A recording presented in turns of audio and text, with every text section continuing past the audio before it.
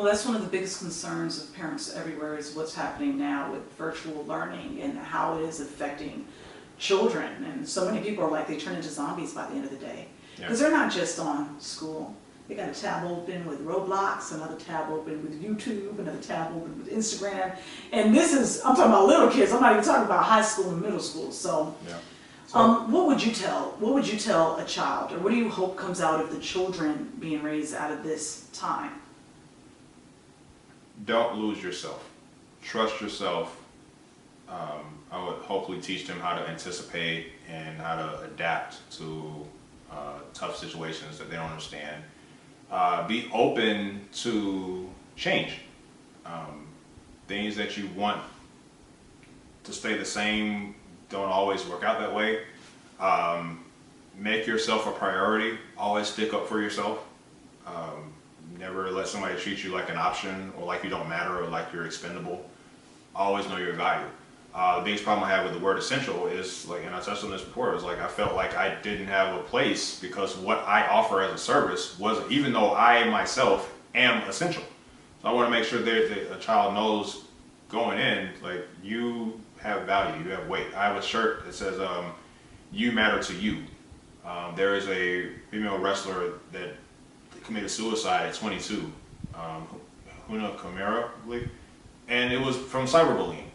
She was so distraught from people, and she's playing a character on TV, so I don't know if they're just going in on her or whatever, but just the fact that we are so, kids go to social media to connect with people like-minded and feel not alone, but that same crowd can also, you know, come at them wrong and just really fester in their emotional side. I felt that during the protest when I was scrolling and seeing so much, everybody's at the protest and going through hell, and they're reposting it. So you're recycling pain. And so I'm seeing it, and I got so, like, emotionally, like, I had to put the phone down. I stopped doing social media for like a week, which is not a long time, but I understood how cyberbullying can affect somebody emotionally to the point where they just can't take it anymore. I had to put the phone down. I couldn't take seeing us getting beat up in the streets anymore. So that lesson of don't let yourself get so sucked in, or don't let it affect you. You matter to you whether they say something negative to you or devalue you or not. You always matter to you. So that was one of the shirts I designed with the hope that a message, Black Lives Matter, absolutely. You matter to you whether they don't get it or not. So make sure you know that value about yourself. So that's the biggest lesson I want to convey to the youth, if I can. In your shirt right now that you're wearing, it says Survivor. What does that mean right now? Surviving the elements being pandemic and civil rights, and surviving not getting attacked by officers who just are just wayward and don't have their head on straight. Surviving the health crisis, surviving the recession. You know, I designed it because it has multiple purposes. I want everybody to kind of, you know, we're thriving too, but you can't thrive until you survive first. So I want that message to, all my shirts like are some sort of sarcastic, cynical, or motivational statement. I want people to kind of really think without jumping to conclusions, and you know, trust your judgment. You know, survive. Well, thank you so much, Mr. Jarek James. It has been such a pleasure interviewing you, and thank you for sharing your thoughts and your life with all of us. Thank you. I'll try to do it more often.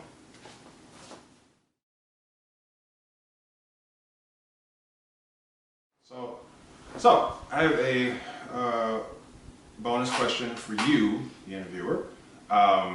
You being a parent and you teach, what has been your experience on both sides of the coin with the pandemic? So it's interesting. I teach in a school where we're not doing virtual learning because it's small children, so they're coming to the school. Fortunately, there's so many things set in place that make me feel very comfortable and confident. And something I did not think was going to happen is all of these children, I'm talking 2 years old, 3 years old, 4 years old, 5 years old, are having absolutely no problems with the masks. They wear them to school all day long. If it comes down over your nose, you just say, hey, put that back over your nose, and they put it back over their nose. We do a lot of hand washing. My class happens to be a green class, so I don't believe in chemicals. I am not one of the people that is putting antibacterial or using antibacterial soap and those things. I believe it's better to just keep washing your hands, and these little kids are able to keep up with that.